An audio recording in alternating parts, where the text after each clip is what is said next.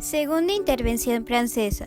Trató de un conflicto armado entre México y Francia, el cual tuvo lugar entre 1862 a 1867. Después de la Guerra de Reforma, México no se encontraba en una situación estable a cuanto a aspectos políticos, sociales, económicos y territoriales. El gobierno de Benito Juárez se encontraba en un territorio dividido y el conflicto con los remanes del ejército conservador esparcidos en todo el territorio nacional. Por esta razón, el Congreso de la República decretó el 17 de julio de 1861 que se dejaría de pagar la deuda externa, con el propósito de utilizar los pagos extranjeros de las aduanas para restaurar el país en ámbitos territoriales y políticos. Sin embargo, México le debía una gran cantidad de dinero a distintos países, por lo que las potencias de ese entonces, Francia, Inglaterra y España, solicitaron al gobierno mexicano que encontrara la manera de poder continuar los pagos. Las tres potencias decidieron unirse para firmar la Convención de Londres el 31 de octubre de 1861, anunciando su intención de evitar una expedición de tropas para ocupar las principales fortalezas mexicanas. El propósito era tomar control de los pagos extranjeros que se realizaban en las aduanas y cobrarle a México lo que les debía. Sin embargo, las tres potencias tenían intereses particulares. España quería recuperar sus colonias en América, Inglaterra buscaba expandir su territorio industrial y financiero por América, y Francia tenía como propósito establecer colonias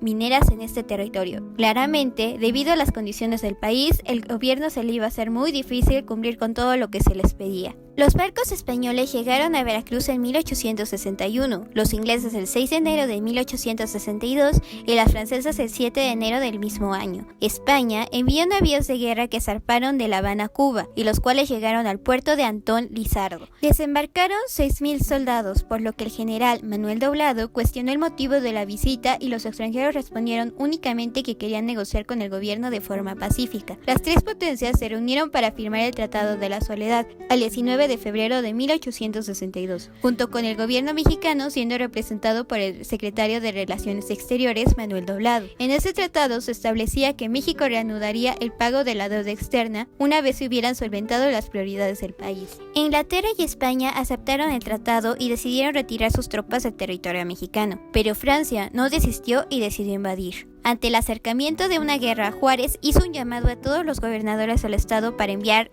tropas al campo de batalla. Los primeros en responder fueron los estados de Querétaro, Oaxaca y Michoacán. El gobierno mexicano abandonó la Ciudad de México para mudarse al norte del país, siendo Ciudad Juárez la más representativa de este periodo. Con Juárez fuera de la ciudad, la Asamblea de Notables, un grupo de personas convocadas por Napoleón III, establecieron que el gobierno mexicano tendría una monarquía hereditaria como forma de gobierno. El emperador contemplado fue Maximiliano de Habsburgo, archiduque de Australia, quien aceptó ocupar el trono del Segundo Imperio Mexicano.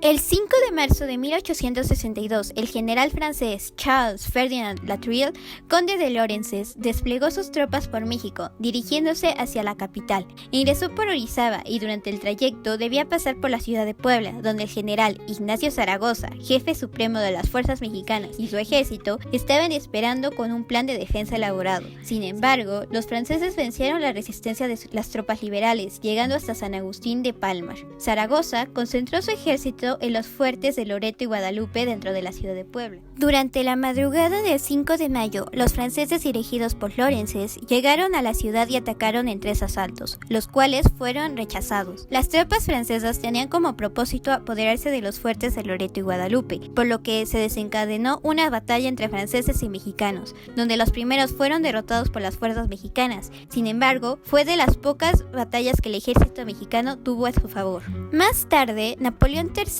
envió 28,000 soldados franceses más a México, los cuales tenían como propósito seguir avanzando hacia la capital del país. El ejército francés entró a la Ciudad de México el 10 de junio de 1862 y junto con las tropas de refuerzo venidas de Francia, logró derrotar a México. En 1864 comenzó el Segundo Imperio Mexicano.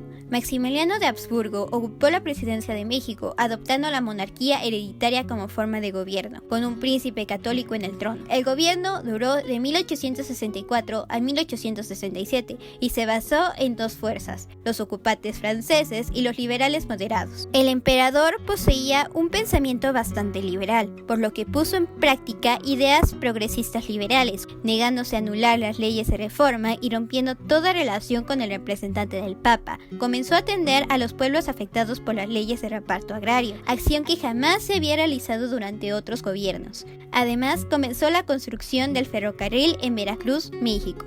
La segunda intervención francesa pudo llegar a su fin gracias a que el imperio alemán se rebeló contra Francia, por lo que Napoleón III retiró una importante cantidad de tropas del ejército mexicano. Además, la guerra de secesión terminó en Estados Unidos y el presidente Johnson restableció la doctrina Monroe, por lo que Estados Unidos comenzó a brindar apoyo al gobierno republicano. Esto ayudó al que el ejército liberal reconquistara México en 1866. Como acontecimiento final, Maximiliano emprendió una campaña militar al interior de la Ciudad de México, siendo derrotado en febrero de 1867 en la ciudad de Querétaro. En la misma ciudad, el emperador fue fusilado el 19 de junio del mismo año, en el centro de las Tres Campanas.